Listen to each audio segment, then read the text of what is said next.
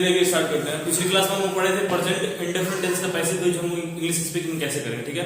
तो आपको मैं बताया था उसमें कि जब कोई कार्य डेली बेसिस पे होता है, ठीक है ना, किसी चीज के ऊपर, जैसे मैं बताया कि अंग्रेजी बोला जाता है, हिंदी बोला जाता है, आपको कुछ बताया जाता है या आपको पढ़ाया जाता है, तो उस सेंस में क्या करते हैं, subject plus is am are plus V plus object use करते हैं। लेकिन प्रेजेंट कॉन्टिन्यूअस पैसिव यूज कैसे करेंगे? प्रेजेंट इंडेफिनिट टेंस और प्रेजेंट कॉन्टिन्यूअस टेंस में हम टेंस की बात कर रहे हैं। प्रेजेंट कॉन्टिन्यूअस टेंस में हम आपको बताया था कि जब कोई कार्य बोलते वक्त होता है उसे हम क्या करते हैं, प्रेजेंट कॉन्टिन्यूअस टेंस यूज करते हैं। ठीक उसी तरह पैसिव में हमारा प्रेजेंट कॉन्टिन्यूअस टेंस का पैसिव यूज होता है। बस इसका स्ट्रक्चर हमारा पता जाता है। क्या होता है structure? Subject plus is am plus be plus be plus object होता है, ठीक है ना। हमारा इसका स्ट्रक्चर क्या होता है? Subject plus is am plus be plus be plus object होता है, ठीक है ना। अब इसका भी प्रयोग हम क्या करते हैं? अगर एक्सप्लेनेशन आप चाहें कि एक्सप्लेनेशन कैसे होगा इसका, तो इसका भी हम प्रयोग उसी तरह करते हैं। जैसे अगर प्रेजेंट में कोई चीज हो रहा है लेकिन किसी चीज के ऊपर हो रहा है, ठीक है ना, किसी चीज के ऊपर, जैसे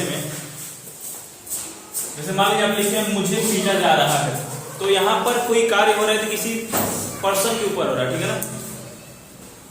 तो अगर आपको कह रहे हैं मुझे पीटा जा रहा है तो मुझे का क्या होगा? आई होगा, और आई से क्या यूज कर रहे हो? एम। अब इसी साथ क्या लगाएंगे? Be, I am be. अब पीटना क्या होता है? तो बीटेड। अगर आपको कहना है कि मुझे पीटा जा रहा है तो क्या बोलोगे? I am being beated. दूसरा सेंटेंस देखिए, ये भी क्या हो रहा है कि जो कार्य बोलते वक्त ही होता है, सुनो मेरी बात, कोई कार्य बोलते वक्त ही होता है, उसी सेंस में इसका भी प्रयोग करते हैं। लेकिन क्या होता है, हमारा कोई कार्य सब्जेक्ट के ऊपर होता है उस सेंस में। जैसे में हमें अंग्रेजी सिखाया जा रहा है, तो इसका क्या हो जाएगा? We are being taught English.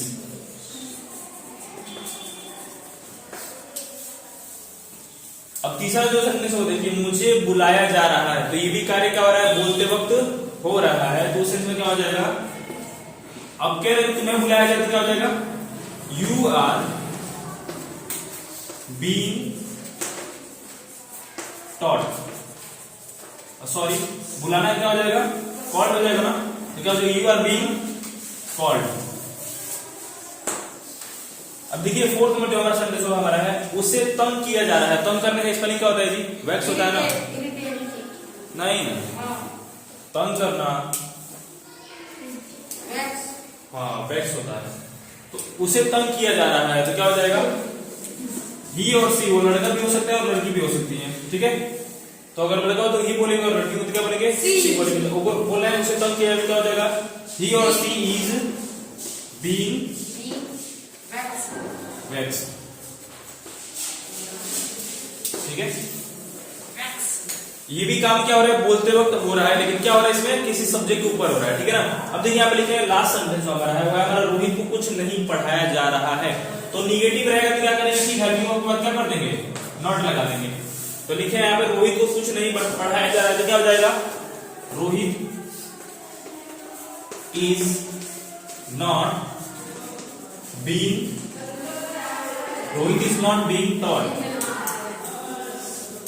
अब कुछ नहीं क्या होता है जी? कुछ नहीं क्या होता है? Anything, anything,